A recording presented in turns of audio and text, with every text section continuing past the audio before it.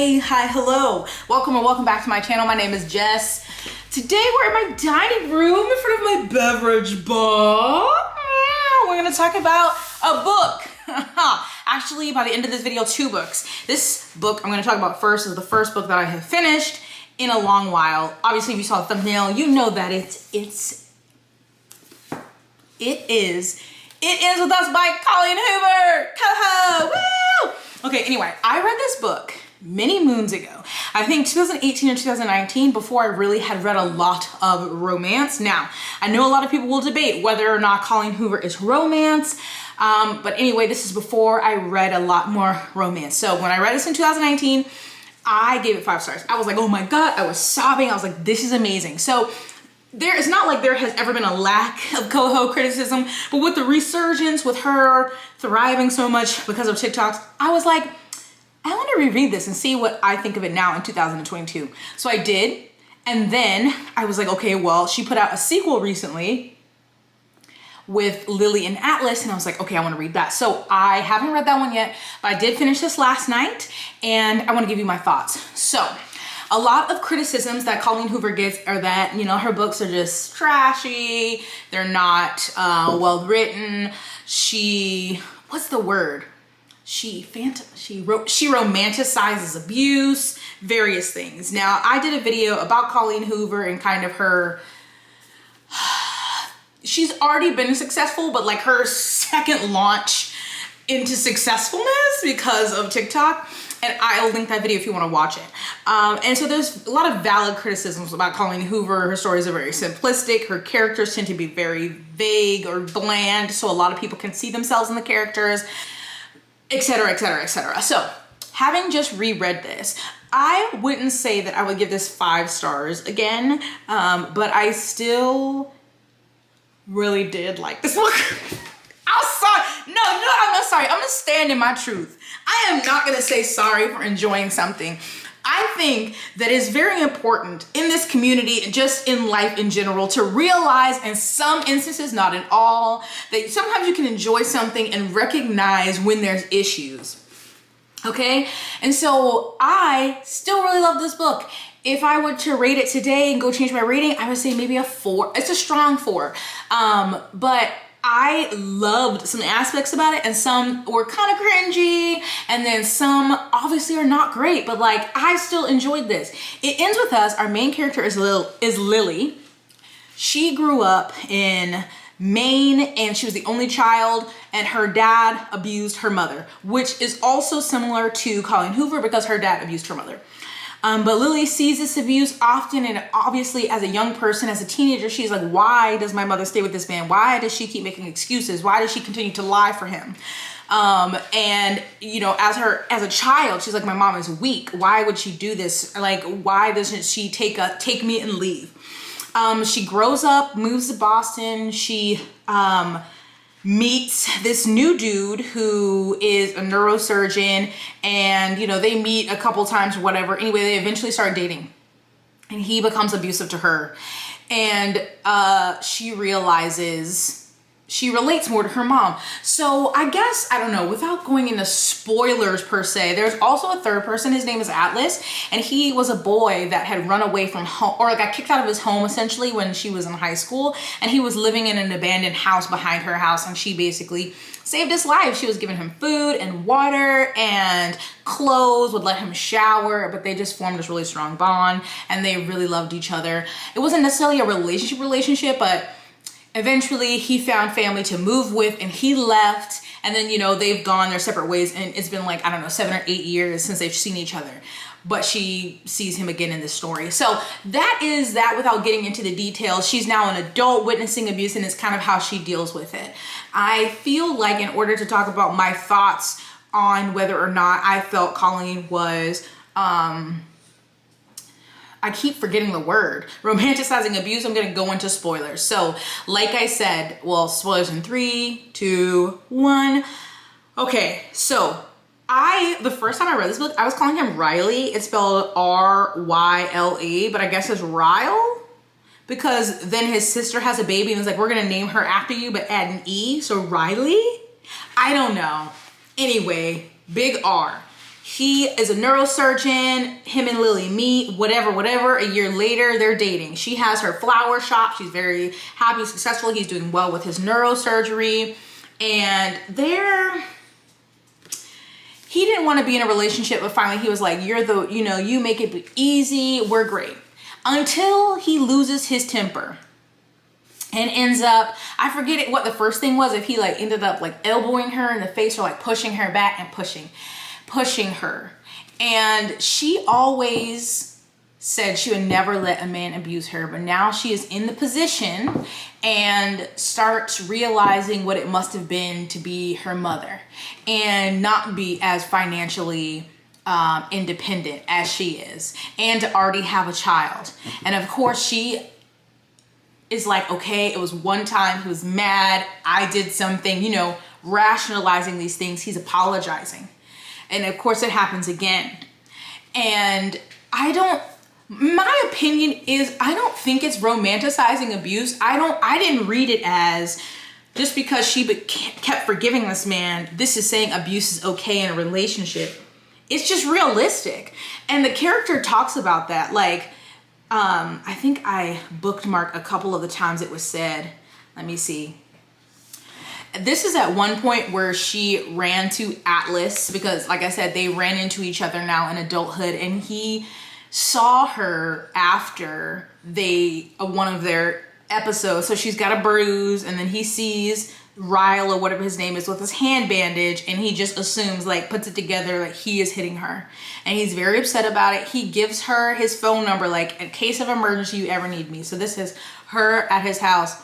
And he had said he had a girlfriend, but she's at his house and she says that his girlfriend, like, wondering what she would think of her. She'll pity me. She'll wonder why I never left him. She'll wonder how I let myself get to this point. She'll wonder all the same things I used to wonder about my own mother when I saw her in my same situation. People spend so much time wondering why the women don't leave. Where are all the people who wonder why the men are even abusive? Isn't that where the only blame should be placed? And that's it. I just really don't get... You don't have to like the book, you don't have to like the characters, you don't have to like the writing, whatever, but I don't see her showing the story of what she grew up watching, what happened to her mother. And then now she's also in the same situation, and her starting to understand why her mother never left. She's not saying that because she's like, oh my God, I love being abused, or, it's not so bad. She is starting to have empathy and starting to, like, realize what her mother endured to try to, give her the best life. And also why she stayed, because she's like having these mixed emotions. Like, I love this person, but also this person is hurting me. So that's, I don't know. And granted, a lot of these things are said in general about Colleen Hoover's books. This is just a really popular one. And so I don't know if specifically people were all talking about this one, but it does have domestic abuse in it. And I just see it as a realistic portrayal of what happens. A lot of women don't leave, and there's so many reasons why that we can't understand. Financial, reasons. They could be threatened. There's so many reasons why they don't leave. And I just thought it was, I'm not gonna say sweet, but it was good, I guess, to see her realize that her mother was not weak. And I think there's a quote in here when she realizes, or she says to her mom, like, how strong she was. I think there's another one. I also love that, so she is best friends with his sister, and she's trying to hide it from her, but she realizes something is going on. And when she tells him, or when she tells his sister, she said, my brother loves you, Lily. He loves you so much. You have changed his entire life and have made him someone that I never thought he could be. As his sister, I wish more than anything that you could find a way to forgive him. But as your best friend, I have to tell you that if you take him back, I will never speak to you again. And I just am like, and I guess you can say what maybe she should still say as a sister, you shouldn't even be with him. But I think she's just thinking of the part that she's seeing the positive changes in her brother and she wants him to have that happiness. But she's like, I care about you too much for you to go back to him. So I don't know. I don't see the harm. I don't see where that's glamorizing or romanticizing abuse. Now, I know there have been comments about the end. So she does find out that the last time he physically abuses her, and this is when she had gone to Atlas and was staying with him. because Atlas took her to the hospital and she finds out she's pregnant by Ryle.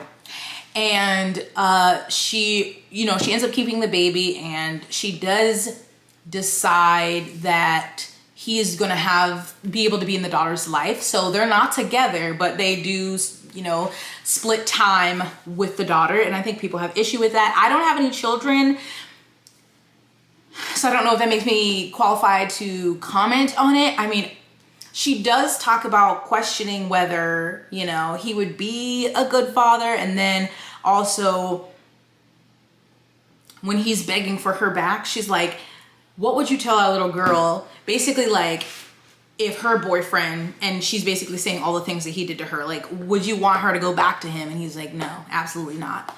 So I don't know if that is what bothers people, that she ends up giving him partial custody or like letting him have time with the baby after all of his abuse. But she does end up leaving. And it did take a while, and she went through so many, stages of trying to rationalize and trying to realize like what happened. He did have like a trauma that happened in her past, and she even tried to consider that. But at the end, she said she recognized that she still did love this person, but she couldn't stay any longer. So I'm like, I don't know. There were just moments where I was like, that's right. I was just proud of her. I mean, there are some cringy moments, I'm not gonna lie. I marked a few where it's just really the wording. Like in the beginning, he says, I still very much want to fuck you. And it's just really the very much, I don't know, that bothered me. And then I had another one where he's like begging. He's like, but for the past week, I haven't been able to get you out of my head. I don't know why. At work, at home, all I can think about is how crazy it feels when I'm near you. And I need you to make it stop, Lily. Please make it stop. Just once. That's all it'll take, I swear. Basically begging her to have sex with him. And she's like, and he says, I'm really good at it, Lily. You'll barely even have to do any work. And she says later, you say this will make it stop, but I'm warning you right now, Ryle, I'm like a drug. If you have sex with me tonight, it's only gonna make things worse for you. But once is all you're gonna get. Oh, once is all you're getting. I refuse to become one of the many girls you used to. How did you word it that night? Satisfy your needs. So, it's not perfect. It's not some like deep, dense, well-written literature. But I like it. It's emotional, and you can say that Colleen Hoover purposefully emotionally manipulates her readers. It's like a real good Lifetime movie, and you know what? That's fine, because I used to love me a good Lifetime movie. Now, recently, I don't know, they might have gone off the rails, but them Lifetime movies back in the day, it was like A Killer Among Friends, Death of a Cheerleader, 15 and Pregnant, The Face on the Milk Carton. Don't sleep on Lifetime. They had some good movies. And I don't know, this got some emotions out of me. I think the connection that she had with Atlas was really beautiful. And I just, they had this trauma. They had traumas they were going through. He was kicked out of his house. She was living in an abusive household. And they found each other at that time. And they both helped each other out. Really helped save each other, and then finding each other later. And she's like, this one point where she's like, you didn't come for me, and he said he did, but he saw that she was happy with someone, and that's all he wanted. I'm sorry. No, I'm gonna stop apologizing. I'm not sorry. I love this. Wait. Incoming spoilers. Alice is like the sweetest being ever. This is when he did come back for her. He said, I began walking toward you when someone came up behind you, a guy. He dropped to his knees next to you, and when you saw him, you smiled and threw your arms around him. Then you kissed him. I left after that. When I saw that you were happy, it was the worst and best feeling a person could ever have at once. But I believed at that point that my life was still not good enough for you. I had nothing to offer you but love, and to me, you deserved more than that. The next day, I signed up for another tour in the Marines, and now he's a chef in Boston. I was like, And then, he's realizing she's going through all of these things. So he's not going to be pushy on her, but he loves her still. And he said, Lily, I know this is the last thing you need to hear right now, but I have to say it because I've walked away from you too many times without saying what I really want to say. In the future, if by some miracle you ever find yourself in the position to fall in love again, fall in love with me, you're still my favorite person, Lily. Always will be. I'm sorry. Like, call me dumb, call me weak, call me emotional, call me what you want, but that, I was like, yes, Atlas. So now I'm very intrigued to read this next one. I think it starts with us, or it begins with us, where Colleen is basically giving us a happy story, I think, for Atlas and Lily. So I'm very excited to read that. But anyway, thus far, let me know your thoughts about if it ends with us, if you've read it, how you feel about like some of the topics and the thoughts that I explained. And I'm gonna go read the next one, and then I'll be back to tell you what I thought of that. If something is uneven, it's not, mind your business. Okay, so it's Monday and I'm trying to get a lot of things done. So I have my handy dandy coffee here, but I did finish It Starts With Us. So yes, obviously I already talked to y'all about It Ends With Us, which I read years ago and then reread and still really loved it. I don't know if I would give it full 5 stars again, but I'm not gonna change the Goodreads rating. So yeah, I guess I'm giving it 5 stars again. And then I read It Starts With Us, which is recently released. And Colleen basically said this was for fans who loved Lily and Atlas and wanted to see them get their happily ever after. Literally in the beginning, the little author's note says, "Dear reader, this book is a sequel to It Ends With Us and begins right where the first book concluded. For the best reading experience, It Starts With Us should be read second in the 2-book series. After releasing It Ends With Us, I never imagined I would one day be writing a sequel. I also never imagined that the book would be received as it has been by so many. I'm so grateful to all of you who found Lily's story to be as empowering as I find my own mother's. After It Ends With Us gained momentum on TikTok, I was inundated with requests for more Lily and Atlas. And how could I possibly deny a community that has changed my life? This novel was written as a thank you for the tremendous support, and because of that, I wanted to deliver a much lighter experience. Lily and Atlas deserve it. I hope you enjoyed their journey. All my love, Colleen Hoover." So I did go on to Goodreads, and there's varying reviews, but I did see some people who thought it was boring, who didn't like it, and it's gonna happen. She's a very popular author.